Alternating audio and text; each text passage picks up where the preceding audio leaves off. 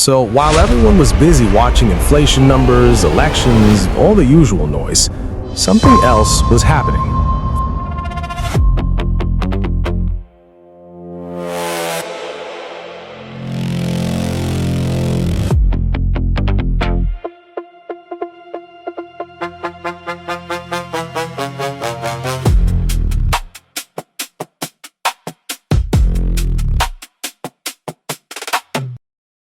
"3,000 miles away in the Taiwan Strait.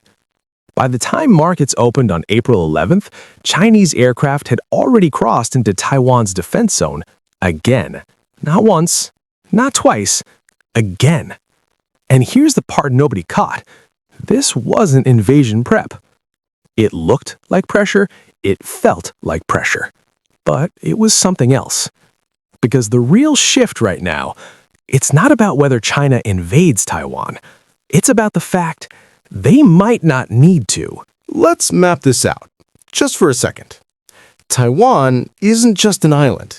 It's a choke point, about 130 kilometers off China's coast, sitting right in the middle of global trade routes. And here's where it gets serious. Taiwan produces around 60% of the world's semiconductors, 90% of the most advanced ones. That's your phone, your car, military systems, everything. Now, zoom out, look at the map. Japan, Taiwan, Philippines. This line? It's called the First Island Chain. It's basically a wall.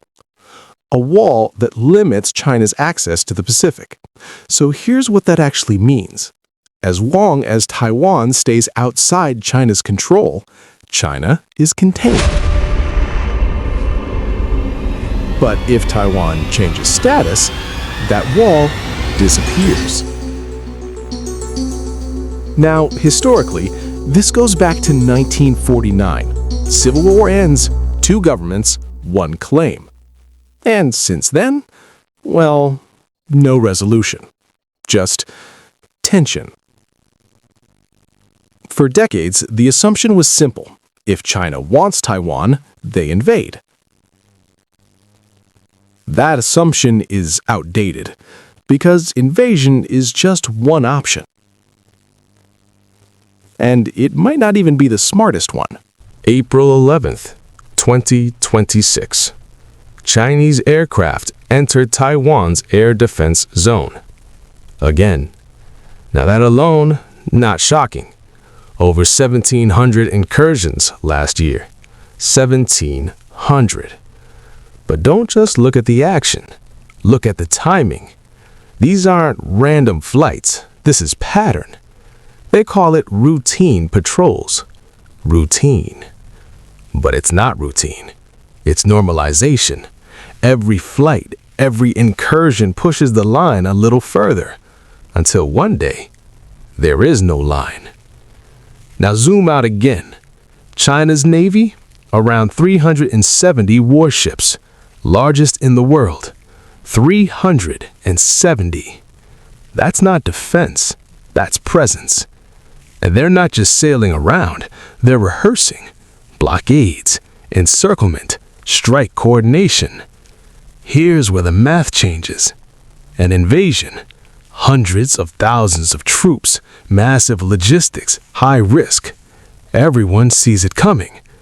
But a blockade, you don't need to land. You just surround. And suddenly, trade slows down. Ships hesitate.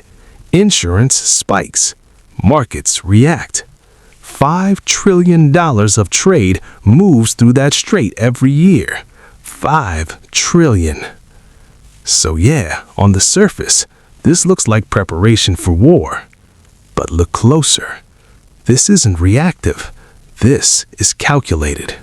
Now here's where the pattern kicks in. Because every time this happens, the same sequence follows. Almost like a script. First 12 hours. Taiwan response.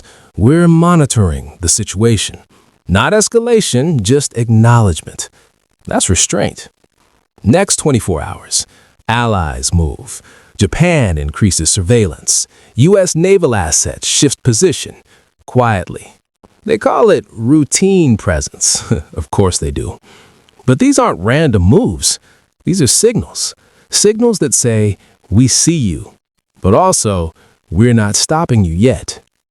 Then 48 hours, markets react. Shipping rates rise, energy prices wobble, semiconductor stocks shift. Not because of war, because of uncertainty. Now, here's the part that matters. We've seen this before. August 2022, large-scale drills, blockade simulations. Beat, same pattern. Pressure, reaction, normalization, over and over again. And every time it happens, the threshold moves.